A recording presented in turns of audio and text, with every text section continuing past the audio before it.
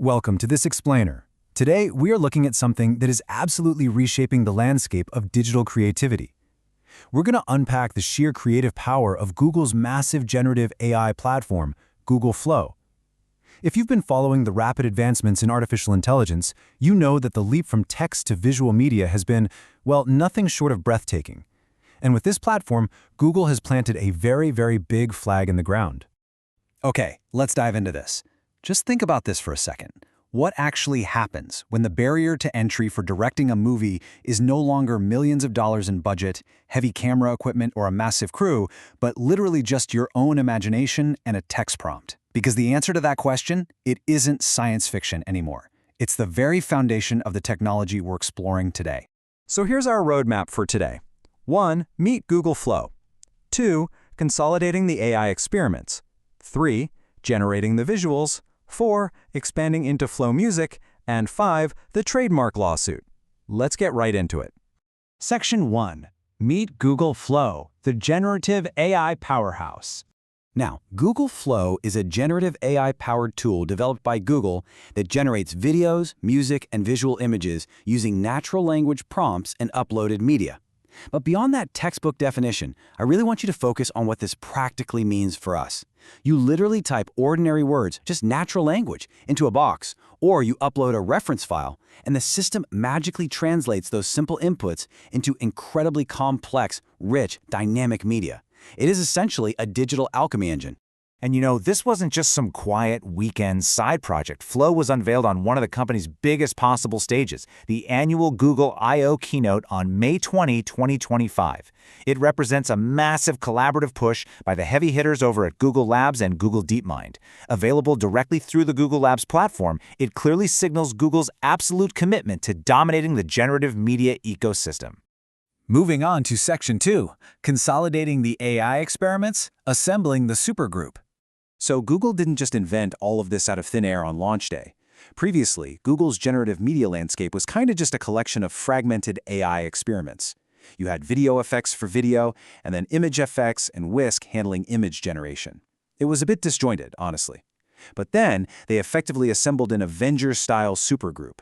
They fused all of these disparate tools into one unified, streamlined platform, Google Flow. Instead of bouncing between a bunch of different websites for different tasks, creators finally had a single, powerful command center. And the response to this unified platform? 100 million. By August 2025, which is just a few short months after its May launch, users had already generated over 100 million videos using Flow. That is just a staggering metric. It proves that this wasn't just a neat little tech demo, it had an immediate, massive cultural footprint. Creators everywhere were jumping at the chance to test out these new tools.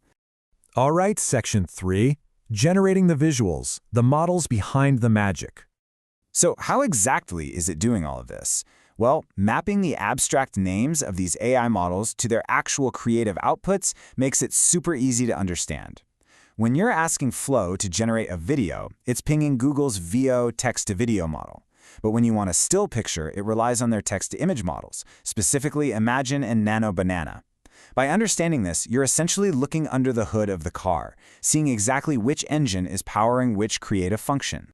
And the technology didn't just sit still after launch, either. It leveled up incredibly fast.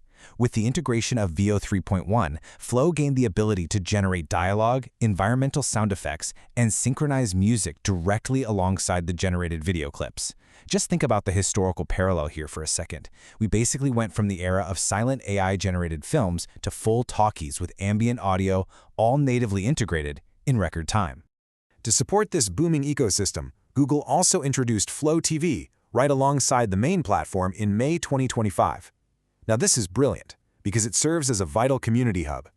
On Flow TV, you don't just browse mind-bending AI-generated clips, you can actually read the exact natural language prompts that the original creator used.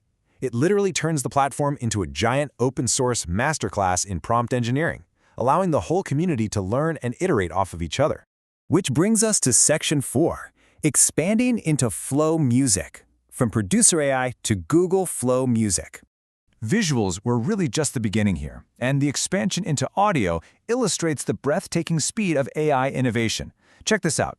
Flow launches in May 2025, By August, they hit 100 million videos. Just a few months later, in February 2026, Google acquires an AI music generation platform called Producer AI. And then by the Google I/O keynote in May 2026, the entire ecosystem is officially rebranded as Google Flow, and Flow Music is announced to the world. A complete evolution in exactly 1 year.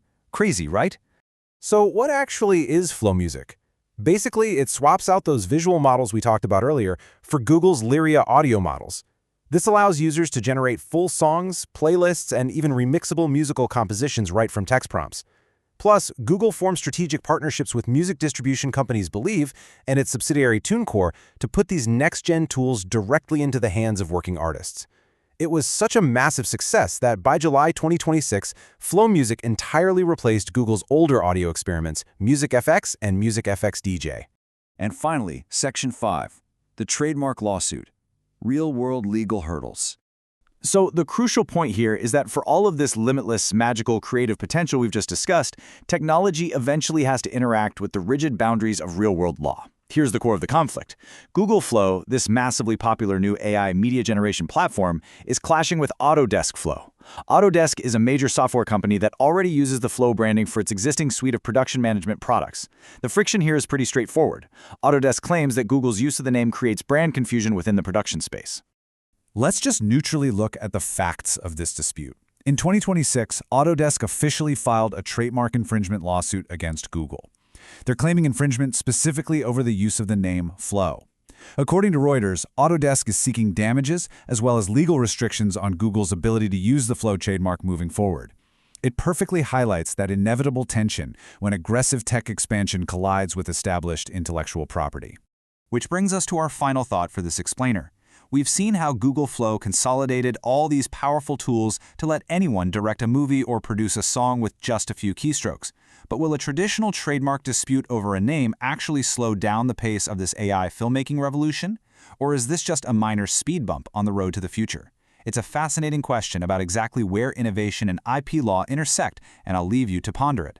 Thank you so much for joining me for this explainer. Keep learning, and I will see you next time.